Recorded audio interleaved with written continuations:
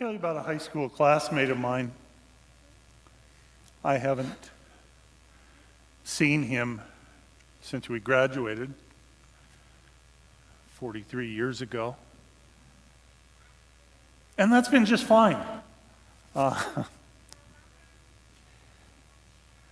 the reason that I was thinking of him looking at today's gospel, this particular guy, he was a bit of a wise guy, shall we say. And for some reason, he selected me, not for a lot of his grief. He was kind of equal opportunity harasser. But for some reason, he chose me to, whenever he would see me, he would call out very loudly, "Comrade!" I have no idea why, but there it was. And after a while, he got a little variety in his act, because it began to be not always "Comrade," but sometimes it would be "Companion." And I remember graduation, when they called my name and I was walking across the stage to get my diploma. What do I hear? But "Companion!"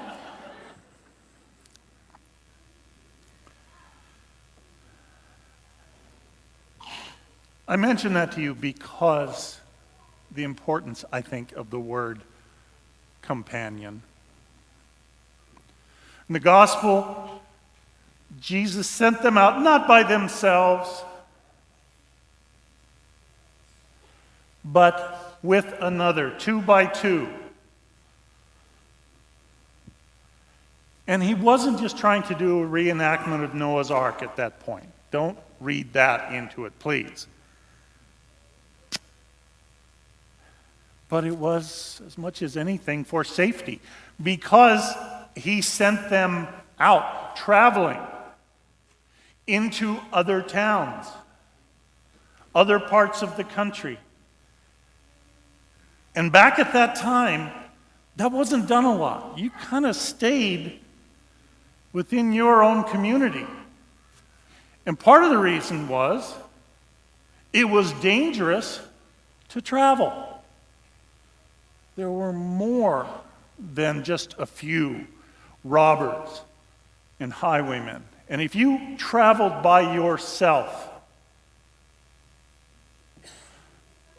a lot of times you were taking your life in your hands.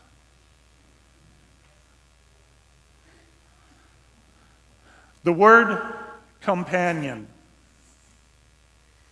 pan, the root, bread, calm, with. Those with whom we share bread. Companions.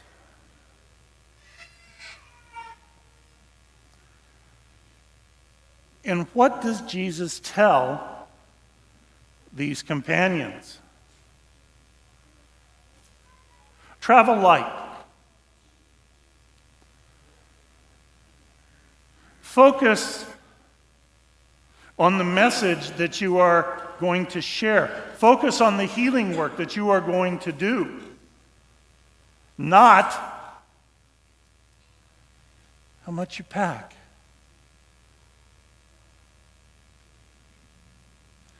That ongoing challenge for us in this day and age to not get so focused on things that we forget the importance of people, of our companions. Story is told about the medical student who went to see a counselor about whether she should complete medical school or drop out to raise a family. The counselor suggested that she could do both with a little outside help. The student explained that she had vowed never to entrust her children to a housekeeper. The counselor asked why, and the young woman explained that when she was a young child, her wealthy parents would vacation in Europe each summer and leave her with a nanny. One year, when the girl was 11, the housekeeper suddenly quit shortly before the parents were to leave for Europe. The parents were upset that their vacation was jeopardized. But a few days before their intended departure, they found a replacement. When the daughter noticed her mother wrapping up all the family silverware and jewels, she asked why, since that had never been done before.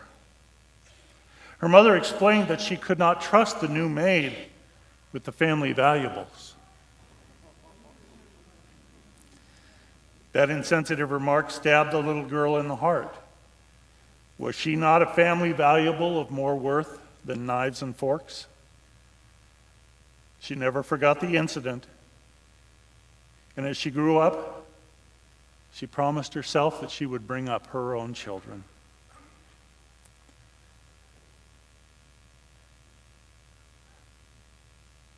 The people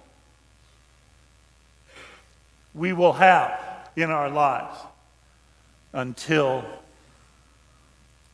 we lose them. And unfortunately, very often then we have the regrets that we didn't give them the time, we didn't give them the focus. You all know this. I'm not telling you anything new. I think this gospel is just a reminder for us that we need from time to time to refocus. Consider the story of the lawyer who lived 500 miles away from her elderly father. They'd not seen each other in a number of months. The father calls her up and asks, "When are you going to visit?" The daughter proceeds to tell him about the demands on her time, her court schedule, meetings, and so on, everything that prevented her from visiting. So the father says, "I've been wondering about this for some time now. When I die, do you intend to come to my funeral?" The lawyer responds, "Dad, I can't believe you'd ask that. Of course I'd come to the funeral." The father replied, "Good, let's make a deal. Forget the funeral. Come out and see me in the next few weeks. I need you now more than when I'm dead." The times, the opportunities are there, but we forget too easily about our companions. I was just reminded of it this morning, and this is not meant to insult or judge anybody or anything like that, but I've noticed for quite some time how we come into church.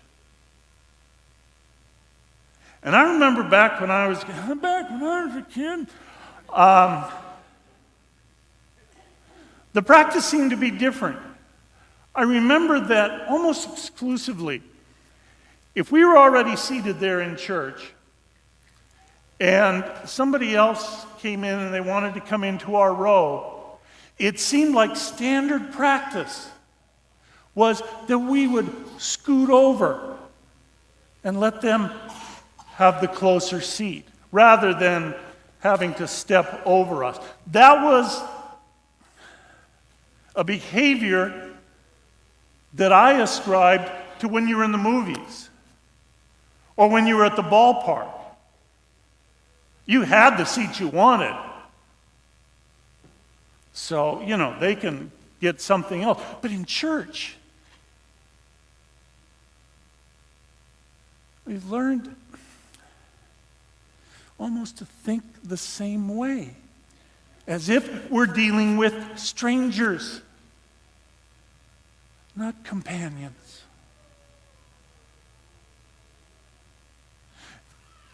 And this one really gripes my soul. Special feasts, particularly, and I hate to say this, Christmas. People get there early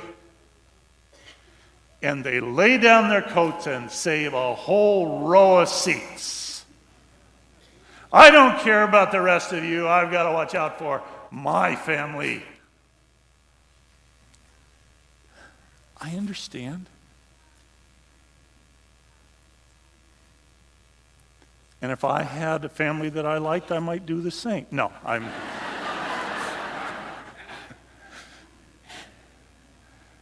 But still, what we do in the theater, what we do at the ballpark, shouldn't be the same mentality as when we are gathered here. St. Paul reminds us, defer to one another. They're little things, but they keep us from being so self-absorbed, which in this day and age, it's hard not to be.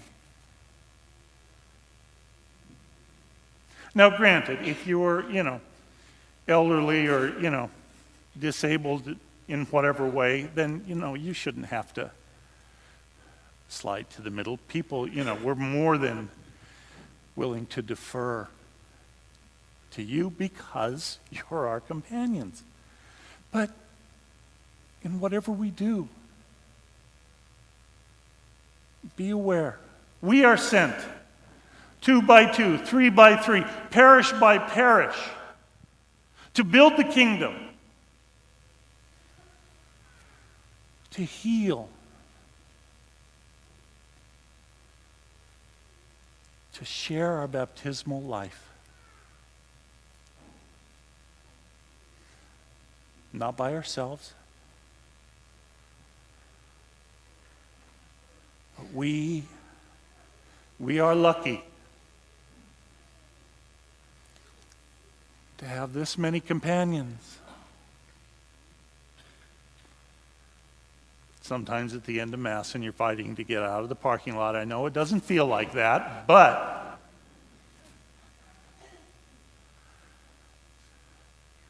we are sent to travel light, focusing on the very things that God focuses on, His children, His love, our companions.